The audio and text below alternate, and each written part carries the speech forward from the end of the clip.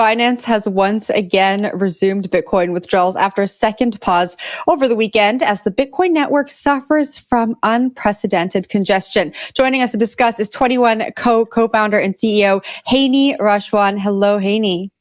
Hello.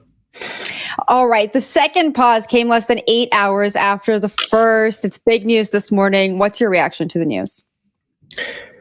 There's been a lot going on in Bitcoin that could explain this rather logically. There's a new token standard, BRC20, that's very similar to ERC20, and we've been seeing unprecedented traffic on Bitcoin. So a lot of what Binance is saying could make logical sense. Now, given what we've been seeing over the past couple of years, I would tell everyone to be vigilant and we should follow the situation more. But what's going on right now in Bitcoin is quite unprecedented, and we haven't really seen this for many, many years. And the last time we saw it was during periods where it was close to its all-time high. There was a lot more usage as well back then, and we're seeing some similar sentiments now. Yeah, you mentioned the BRC20 tokens. There's also ordinals. Do you think that this indicates problems in the long term for Bitcoin, or do you think this is going to linger? We'll see. I think it's interesting that Ethereum is, as you see in the press, really attacked for low transaction speeds and issues with scalability. Bitcoin would have even more problems in various ways. And I think that despite that, it appears that there's a lot of popularity amongst this, and there's a lot of quite strong interest around not just NFTs on Bitcoin like ordinals, but also a lot of the meme coins that have been replicated in Bitcoin BRC20 form. Yeah, I wanted to come to that actually.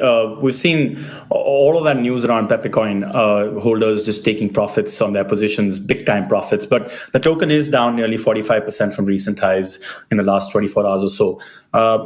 So how do you just look at that entire market, that entire altcoin market, and whether you see it in the next, let's say, a week or so? How do you see it reacting? What can we expect, highs and lows?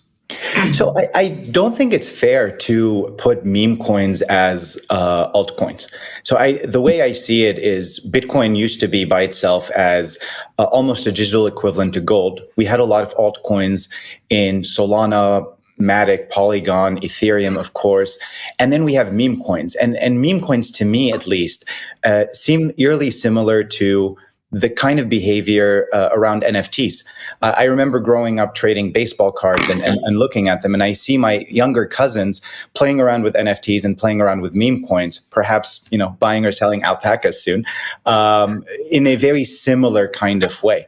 And so there's certainly a market for it, but I wouldn't classify it in the same neighborhood region at all as altcoins like Ethereum or Solana that are really smart contract platforms that enable a lot of other things, including, but certainly not limited to, meme coins, NFTs, and the like.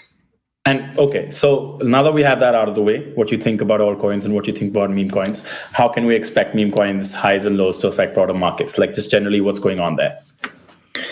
It depends on the exit and entries, as we've seen with the recent meme coin PEPE. There's been a lot of action back to Ethereum as a result of it. If people continue to take profits out, I would expect that the altcoins that they go into, such as Ethereum, to continue going up in value as well. It should be stated that in addition to all of that, there's clear tailwinds for crypto overall, just due to geopolitics, due to the economic uncertainty, that could also further propel an asset like Ethereum and the other popular altcoins to continue going up in value, as we've seen them year to date. Let's zoom out a little bit. Treasury Secretary Janet Yellen recently said that not raising the debt ceiling would result in a steep economic downturn in the U.S. When you hear this, how are you thinking about how it's going to affect the crypto markets? It feels like deja vu a little bit.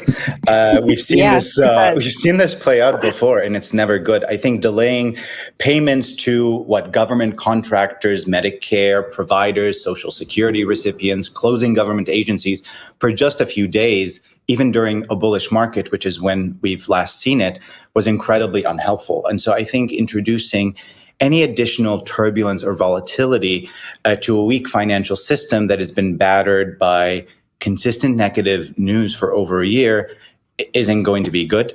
The indication seems to be that there will be a last-minute deal, and I sincerely hope that will be the case. Where it affects crypto still remains to be seen, but if it's anywhere similar to what we've seen with the losing confidence in regional banking sector, for example, we would expect there to be a flight to safety and a flight to quality into crypto, and especially the larger assets like Ethereum and Bitcoin. So let me just understand this. You're saying a debt ceiling problem would lead to something good for the crypto space, yes or no? I'm saying it could. Saying it could. So let me ask you this, because this is 1 year from election. We've seen the debt ceiling crisis happen almost every year for the last, I don't know how many. As long as I can remember. Yeah, exactly. So can you just tell us very clearly, why does this debt ceiling problem, this crisis, this stalemate feel different to you? And I say this because elections are around the corner. This is the year when legislation can actually go through whatever little can go through in a bipartisan Congress, whichever is, I mean, we can obviously agree that it's not bipartisan right now, but like in that context, do you feel that this is different? This is actually something to be fearful about? Or is it going to be the case of, well, every year this happens and once again, they're going to figure it out? It feels like the same action and the same partisan bickering that we see every year. That's regrettable.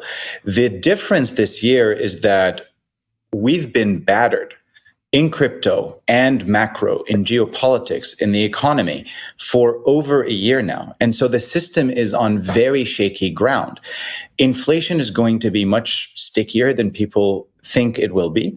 And we fear that may have very, very bad implications for rate cuts, for example. And so the system already is in a very difficult place. And so adding any pressure on top of it can just have effects that may be further exacerbated by all of these negative ramifications that may not be as big a deal if we were in a bull market, may not be as big of a deal if there wasn't as much confidence that has been lost.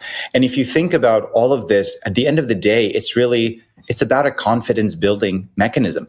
That is what the financial system, the economic system, and the political system are built on.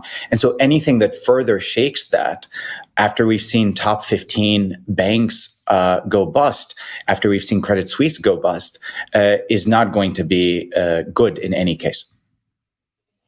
Hany, thank you very much for joining us this morning. That was 21 Co co-founder and CEO Hany Rashwan.